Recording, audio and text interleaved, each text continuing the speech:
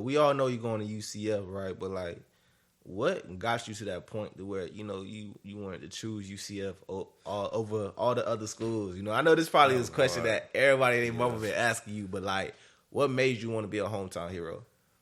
So that was hard. I would say that, but really just just the hometown, being a hometown one. You know, I grew up watching Coach Malzahn. He was at Auburn. Auburn was my dream school. And right quick. Let me say this. Most people at home don't know this, but I'm gonna say this one thing about this dude right here. Like I said, we cousins.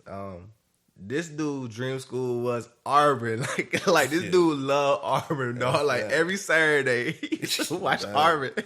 Every Saturday, you was religious. So, like, what is that feeling, right? Like, for Coach Malzahn to be at UCF now, but you grew up real deal watching this man every Saturday. Like, what's that like, bro? It's a blessing. It's just crazy. I mean, I wouldn't even expect it. But the first time I sat in his office, like, we talked about the Auburn days and stuff like that. And we was just connected on all the goods and stuff like that, all the old days. And it was just crazy, like that immediate connection. But it's crazy. I mean, it's a dream come true, basically. But back to the hometown hero thing. I mean, it was hard, but I mean, them going to the Big 12 was another big thing. Like, Big 12, like you being able to play in the Power 5 at home, and everybody. Another thing, like all them boys was staying home too, like Kevin Carr, John Walker, all them boys. So I was like, you know what, like we gonna build this. We gonna all build this thing together from the jump. Right, we're getting the Big 12 started next year. 4-7, hold it down. I like it. So that was, the mentality. And we all stuck with it, so we ready to get to work too. So what were some other schools that was definitely in the running for you? Auburn.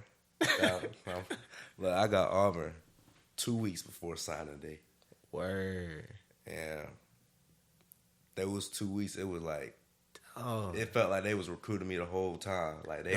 I ain't gonna lie. Before you even, I'm not trying to cut you off, but like I didn't even know that. So like, what was that like? Like you about to sign to UCF, but it's the Auburn coach with Coach Malzahn, but your dream school since you was a little mini me. You know what I'm saying? Like, what was that like, bro? To get that offer from them.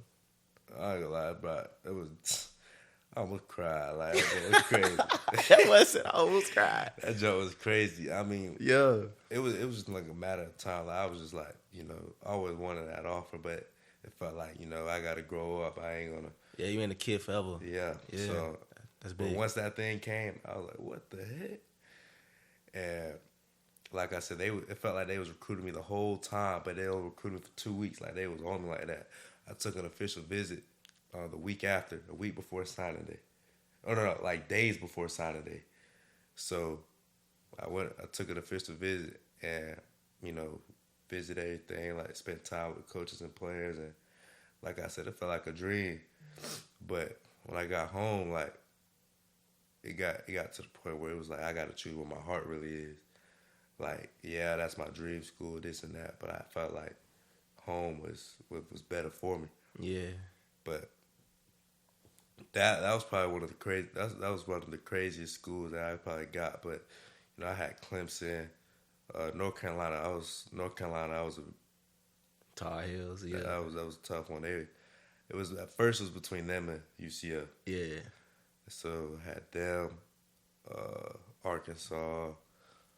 I had a lot of Big 12, Big 10. I had a lot of Big 10. What were some of the schools in the Big 10? Nebraska. I gotta look. And that's how you know you got a lot of offers when you gotta like go in the notes and like, dang, who offered me? Them too? Oh yeah. Yeah. I mean, I had a lot of ACC. I had Florida State, Miami. I messed with Florida State too. I like Coach Norvell. He's doing a great job at that program. So I mean, let me ask you this, man. Like, when your first offer, because I feel like once you get your 7th, 8th, 9th, 10th, it becomes kind of like just back to back. But like that first offer, right, from a D1 school, one, who was it? And then two, what was that feeling like? Take me in that moment when you first got that call. You know what I'm saying? It's crazy. I got my first offer sophomore year. It was FAU. Word, yeah, I remember the FAU. Yeah, over in Boca. Yeah, it was FAU, and Drico had called me saying, "FAU about to offer you." I was like, "What's up?" After my sophomore year, like, this is my first year back. Yeah, I was like, "Ain't no way." So coach, so got on the phone, coach like, "Yeah, for the offer." I was like, "What the heck?" But it's crazy though. I got that like right after the season, so like November. Like 2020, I think. Damn, yeah, 2020, yeah. And I ain't get an offer till my junior year. But I felt like my first real offer like that was my junior year, which was Pitt, because we played Powerhouse. We played Lake Gibson. They had all them boys. Kamani McLean, Sam McCall, Jalen Glover. Oh wow, yeah. Them boys was like that. They was stacked. So everybody was at that game, and blessed enough to have a great game, balled out of that game, and right after that game, got my ranking. Once I got my ranking, that was when the coach was able to contact you right away. Once they contacted me, Pitt contacted me that morning, told me it was for the offer. And I was like, what the heck? They offered me later that day. Got another one, Boston College. I was like, oh shoot, this shit really blowing. Yeah. That week, probably picked up 10 offers that week. In that 1 week? That 1 week, I was like, what in the world? So, like when you first got that Pitt call, like, what was going on in your mind? I was like, I couldn't even, like, say anything. Like, I was speechless because it was like, everything was coming together. True, it was coming together. Like, all this work I put in really came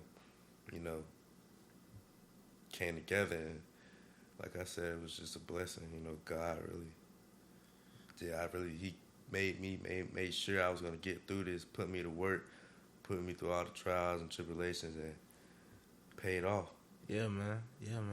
So let me ask you this, man. Like, I feel like there's a million kids that want to be in your position. Like, they work hard or whatever, and for some reason it's just like things ain't really working out for them. So what is the main thing that you feel like separates someone from like yourself and other people who it's doing it but like not at that level yet? Well, like from a football standpoint? I mean, football standpoint, whatever, mentally, like whatever. I would say stay consistent.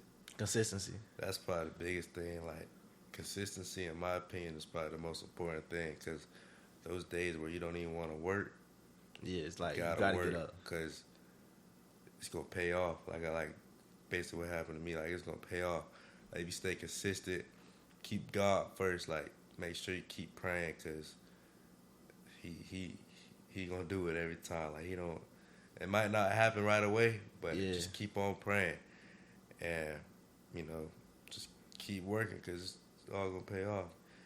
And don't get distracted, like, especially like boys, don't get distracted by these dang girls. Like, it's true.